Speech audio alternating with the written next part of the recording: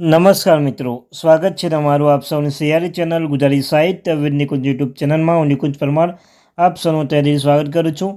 મિત્રો, વિડીયો શરૂ કરતાં પહેલાં જો તમે ચેનલ પર નવા ચેનલ સબસ્ક્રાઈબ કરવાનું ભૂલશો નહીં. મિત્રો, અમને આ ચેનલ પર સરકારી કર્મચારી, નિવૃત્ત કર્મચારી, પેન્શન બાબતે યા કોઈ પણ ડીએ બાબતે, ડીએ ભથ્થા બાબતે, સાતમું પગાર બાબતે કોઈ અપડેટ આવે તો જાણ કરવામાં આવશે. મિત્રો, ચેનલ સબસ્ક્રાઈબ કરવાનું ભૂલશો નહીં.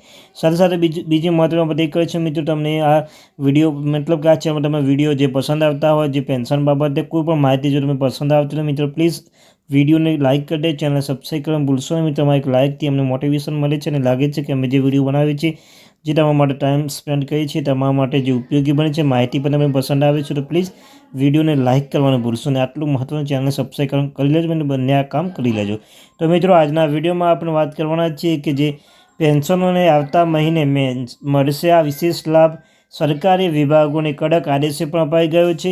પેન્શનોને જૂન મહિનામાં મળશે ભેટ. તો મિત્રો, સંપૂર્ણ વિડીયો વાત કરવાના છે. વિડીયો અંત સુધી બનાવી રહેજો.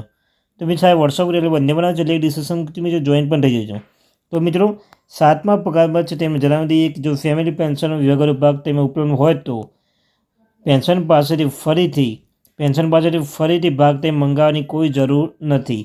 સાથે મિત્રો, તે તિજોરી પેન્શન બિનજરૂરી રીતે હેરાન કરે છે તે શરૂ થતી નથી. કુટુંબ પેન્શન આ સાથે ઘણા પેન્શન પર સુધાર કરવામાં જે તો ઉત્તર પ્રદેશના રાજ્ય ટ્રેઝરી ડાયરેક્ટર એક મહત્વપૂર્ણ આદેશ જારી કરવામાં આવ્યો હતો. તમામ મુખ્ય વરિષ્ઠ તિજોરી અધિકારીઓને મોકલવામાં આવ્યું હતું અને આ રીતે પગલાં લેવા માટે સૂચના આપવામાં આવી છે. સાથે તમને જણાવી દઈએ કે પેન્શન સંગઠન તરફથી એવી ફરિયાદો મળી રહી છે કે જે કેસમાં ફેમિલી પેન્શન વિગત ભાગ તેમાં ઉપલબ્ધ છે તેમ છતાં તિજોરીના વિભાગો પાસેથી ફરી ભાગ તેમ મેળવવા માટે કહેવામાં આવે છે. તો મિત્રો, પેન્શન સંગઠન દ્વારા જણાવવામાં આવ્યું છે કે ભાગ ટાઈમ ફેમિલી પેન્શન સંપૂર્ણ વિગતો દર્શાવ્યા બાદ પણ ફેમિલી પેન્શન પાસેથી વિભાગમાં ફરી ટાઈમ ભાગ ટાઈમ મેળવવાની અને વેરિફિકેશન કરવાની કાર્યવાહી કરવામાં આવી રહી છે. સાથે આ સપ્ટેમ્બર 19, 2022 મળેલી મિટિંગમાં નિર્ણય લેવામાં આવ્યો છે કે તમામ કેસોમાં ભાગ ટાઈમ કુટુંબ પેન્શનનો સંયુક્ત ફોટો, નામ અને સહી ઉલ્લેખ કરવામાં આવ્યો હતો.